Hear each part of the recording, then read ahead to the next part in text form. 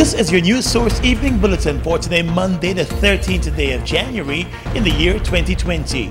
Here's what we're tracking tonight. Let's tell you now that PPP Prime Ministerial candidate, retired Brigadier Mark Phillips, has shot down claims that he is the token candidate for the People's Progressive Party.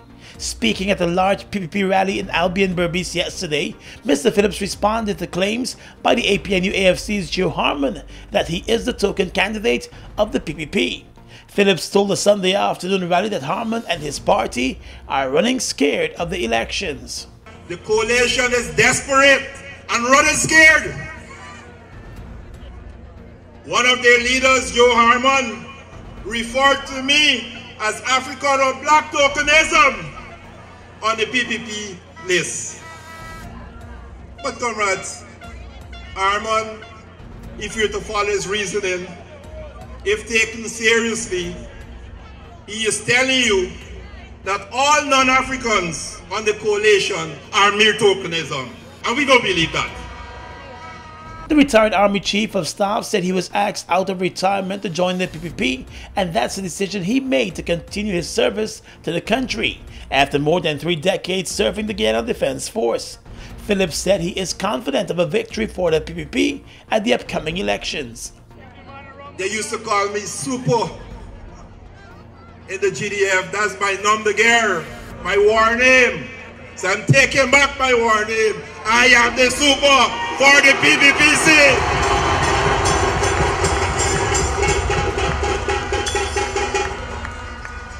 Comrades, we in the PPPC is concerned about you in Berbice. Don't let nobody fool you. The new PPC government will focus on addressing matters of concern to all Berbice, regardless of race, comrades. Meanwhile, at the same rally, the party's General Secretary Barry Jagdeo called on supporters to fully gather around the candidacy of Irfan Ali. Jagdeo accused the incumbent President David Granger of being a weak candidate, while describing Ali of being one who is fit for office. Mr. Jagdeo described Ali as someone who is good on a cricket field and as someone who will be good in office. Irfan Ali, in spite of his size, you should see him on the cricket field. The fast bowler, and he bats well and he runs well too. He has a ton of energy. That's what we need, comrade. The political parties have been fanning out all across the country with their political rallies and meetings. The voting process. Once you have been identified as the elector you claim to be, you would be given a ballot paper that is stamped at the back, top and bottom halves in your presence. On the ballot paper, provision is made for you to vote twice. Once at the top section where you vote for the party of your choice in the general election, and once at the bottom section where you vote for the party of your choice in the regional election. Make your mark in the box provided on the right of your choice. After you have voted, fold the ballot paper as shown by the election official. Dip the first joint of your right index finger in the ink provided and place the ballot paper in the ballot box that is there for this purpose. You would then have to peacefully depart the polling station. For more information, contact GCOM on 225-027729, 223-9653, email pro@gcom.org.gy, or visit GCOM's website at www.gcom.org.gy. Tired of long lines? Register with MyGTT at mygtt.co.gy. That's mygtt.co.gy to view and pay your bills from anywhere. Enter to win an Amazon gift card worth $25 or a bounty voucher worth 5,000 Guyana dollars when you sign up today. GTT, do more. The Guyana Elections Commission has published the revised list of electors. Eligible persons are advised to check their information on the list posted in their respective areas or on the GCOM's website at www.gcom.org.gy. Persons who did transactions such as new registration, changes, or corrections to their information in the recent registration exercises must check the revised list of electors to ensure that they are listed and information is correct. If your information is not correctly stated, you must visit the GCOM office in your area on or before the 25th of January 2020 with the triplicate copy of the registration form referred to as the pink slip to to ensure the update is done. The updated and corrected information will be on the official list of electors. For more information, visit our website at www.gcom.org.gy. Follow GCOM on Facebook at Guyana Elections Commission. Contact us on 225-027729 or 223-9653. Email pro@gcom.org.gy or the nearest GCOM registration office. GBTI is your Guyanese bank, a bank that understands every customer's unique needs, opportunities, challenges, and financial concerns. At GBTI, we see you for you. Whether you're buying a new home or car, planning your next vacation or retirement, saving for your child's future, or whether you're ready to take that bold step of investing in your dream business idea, we are with you every step of the way. We hear your stories and watch you focus on your dreams as we share your aspirations. We are more than just banking. We are a family. We are part of your community. Our commitment extends way beyond the walls of our branches and is demonstrated every day in the opportunities we provide to our individual and business customers. The support, time, and commitment we give back to communities across Guyana to help improve the lives of our Guyanese families. Because we see Guyana through your eyes. We are legions of men standing strong, but never too proud to stoop and help someone. We must send a clear signal to all. Do right, walk in upright ways, knowing that's what being a man is all about. And ever aware that things will only get worse when good men do nothing. Stand strong. Be the one to live right. Fuel it up and drive, Super 95. Tune up. Fuel it up and drive, Super 95. Tune up. Protect your fuel system, boy. High mileage and performance, boy. Guyana Super 95 gasoline gives you more reasons to drive and is available at 56 service stations nationwide. For affordable price, high performance, and high mileage, choose Guyana's Super 95 gasoline. Fuel it up and drive! Welcome back. Still with politics and the elections campaigning, at a public meeting in the Region 3 community of Port Join, APNU AFC candidate Joe Harmon told residents that they should not stop the progress as he laid out the coalition's case for re-election. Mr. Harmon told the public meeting that the government will be focusing on its decade of development plan to ensure that every community across Guyana and every section of the Guyanese family benefits from the revenues from the oil industry. And our president has said that the key priorities that we identify will be education, health, public infrastructure. All the other things we will also do, public security, defense, and all of that. But these are key things, because if we don't have an educated nation, you can never take the benefit of the proceeds of oil and gas. Mr. Harmon said particular attention will be placed on young people and issues related to them. He encouraged them to ensure that they are at the polls early, but to also ensure before that their names are on the voters list. That you have to check the list. The list is out, the preliminary voters list. When you check that list, if you don't see your name, you take that pink slip and go to the GCOM office and say, I am Marv Joseph, and this is my pink slip to show I was registered. And they then have to take that information and put it on a record, and that information will be transferred to a final voters list when that time comes. So do not despair. If you don't see them, go pick up your pink slip and go. The Elections Commission recently posted the revised voters list for public scrutiny before the final voters list is published. Harmon, who is from the Region 3 area, said the coalition is the best option for Guyana. You are the people of now. The young people, you are the people of now. And this is why on our list of candidates, you will see a heavy investment in young people. Because we don't believe that the future is yours. We believe that the present is yours. And this is why we are bringing you up front now. So please don't. Elections in Guyana will take place on the 2nd of March. Well, just days after the political parties submitted their list of candidates for the elections, the prime ministerial candidate for one of the small parties has announced that he is bowing out of the contest. Well-known chartered accountant Nigel Hinds, who is the co-founder of the Change Guyana party, announced on Sunday evening that he will no longer be contesting the elections as a candidate over his dual citizenship.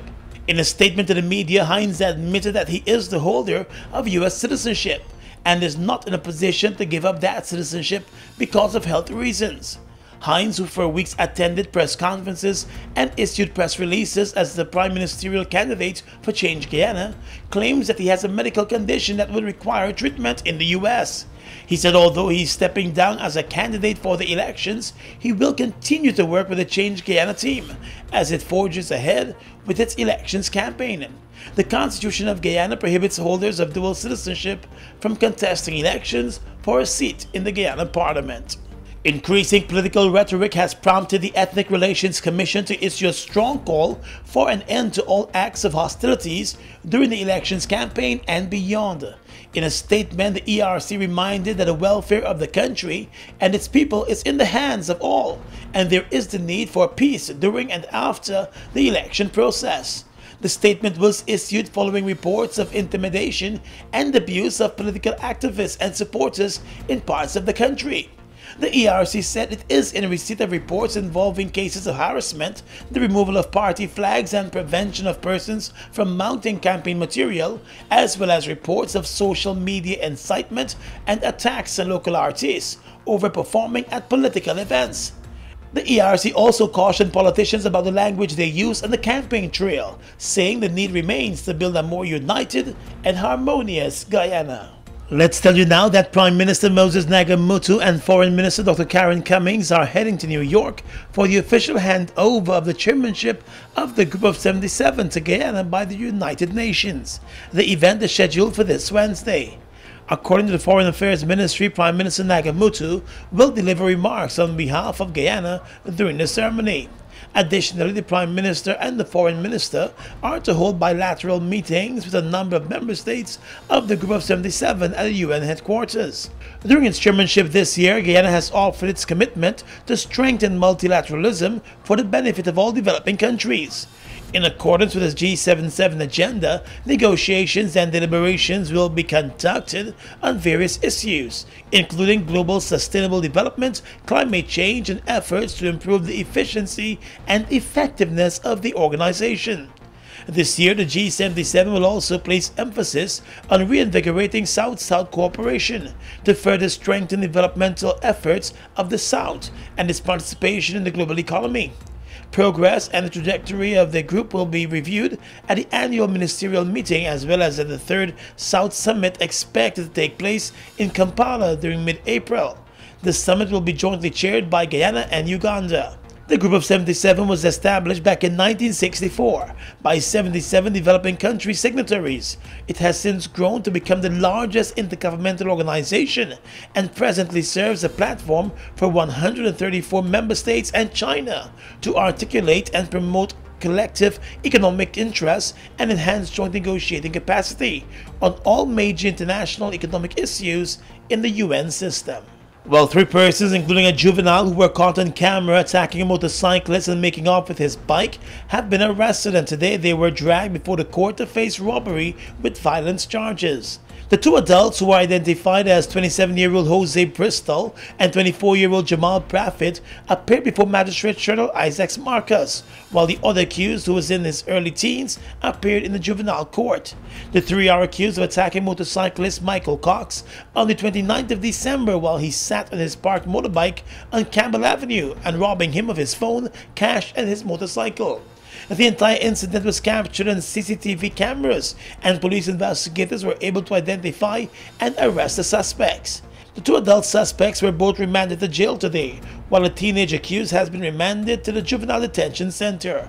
The matter will come up again next month. In the courts now, the attorneys for extradited murder accused Marcus Bisram now want the preliminary inquiry into the matter to take place in Georgetown and not in Berbice.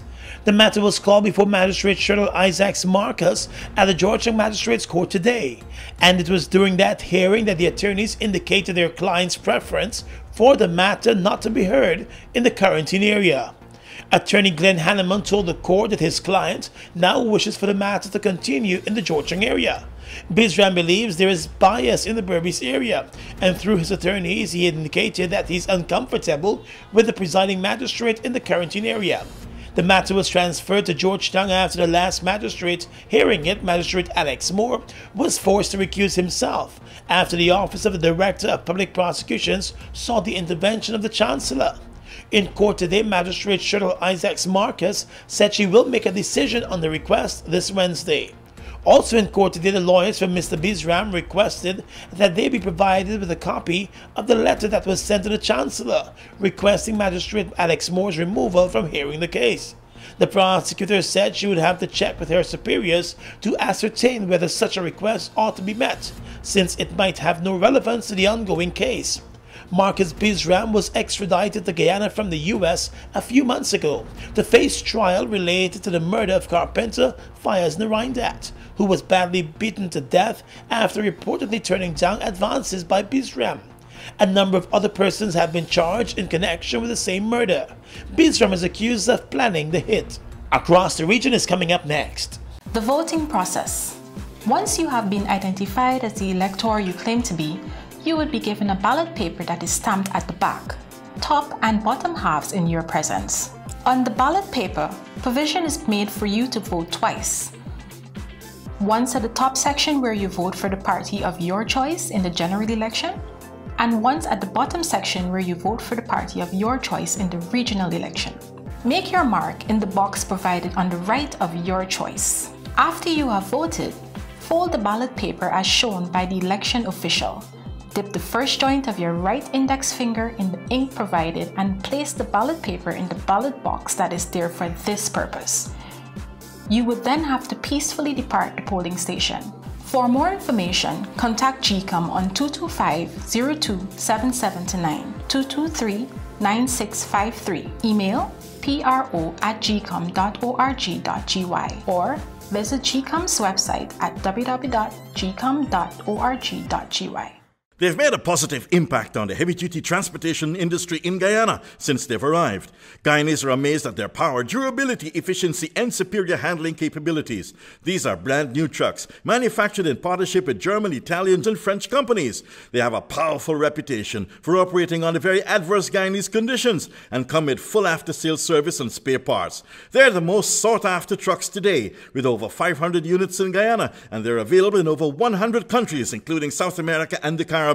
Be smart. Buy brand new ST Howa trucks today. Call 608-4998 and arrange for an inspection at ST Truck Guyana Incorporated, Block B, Public Road, Covenant, East Bank, Demerara. The Guyana Elections Commission has published the revised list of electors. Eligible persons are advised to check their information on the list posted in their respective areas or on the GCOM's website at www.gcom.org.gy. Persons who did transactions such as new registration, changes, or corrections to their information in the recent registration exercises must check the revised list of electors to ensure that they are listed and information is correct. If your information is not correctly stated, you must visit the GCOM office in your area on or before the 25th of January 2020 with the triplicate copy of the registration form referred to as the pink slip to ensure the update is done. The updated and corrected information will be on the official list of electors. For more information, visit our website at www.gcom.org.gy. Follow GCOM on Facebook at Guyana Elections Commission. Contact us on 225-0277-9 or 223-9653. Email pro@gcom.org.gy or the nearest GCOM registration office. Tired of long lines? Let us know with MyGTT at mygtt.co.gy. That's mygtt.co.gy to view and pay your bills from anywhere. Enter to win an Amazon gift card worth $25 or a bounty voucher worth 5,000 Guyana dollars when you sign up today. GTT, do more. GBTI is your Guyanese bank, a bank that understands every customer's unique needs, opportunities, challenges, and financial concerns. At GBTI, we see you for you.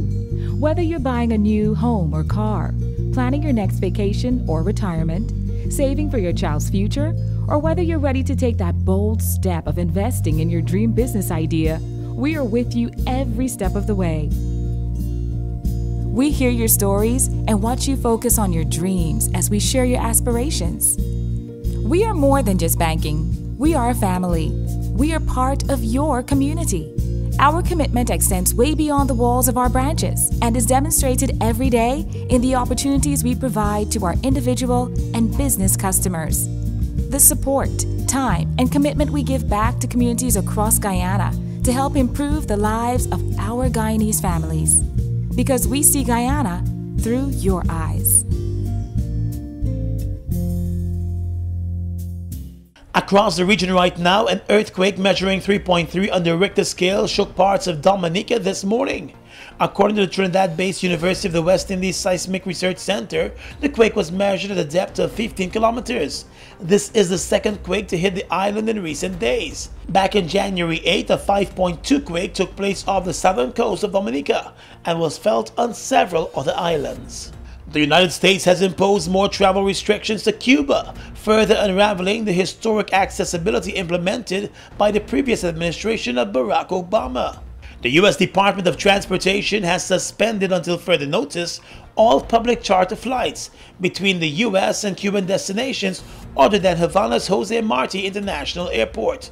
According to U.S. Secretary of State Mike Pompeo, 9 Cuban airports currently receiving U.S. public charter flights will be affected, and public charter flight operators will have a 60-day wind-down period to discontinue all affected flights. In addition, the U.S. Secretary of State said the Department of Transportation will impose an appropriate cap on the number of permitted public charter flights to the Jose Marti International Airport in Cuba from the U.S. And finally tonight, international news. A court in Pakistan has overturned the death sentence handed down to former President Pervez Musharraf by declaring the legal process unconstitutional. General Musharaff had challenged the formation of a special court which found him guilty of treason last December. On Monday, the Lahore High Court sided with the exiled general who seized power in the 1999 coup and was president from 2001 until 2008. The decision meant that General Musharaff was a free man, one prosecutor said. According to the BBC, the long-running case, which relates to General Musharaff's suspension of the Constitution in 2007 when he declared an emergency in a move intended to extend his tenure, could still be retried in another court. And that's your News Source Evening Bulletin for tonight. I'm Gordon Mosley reporting.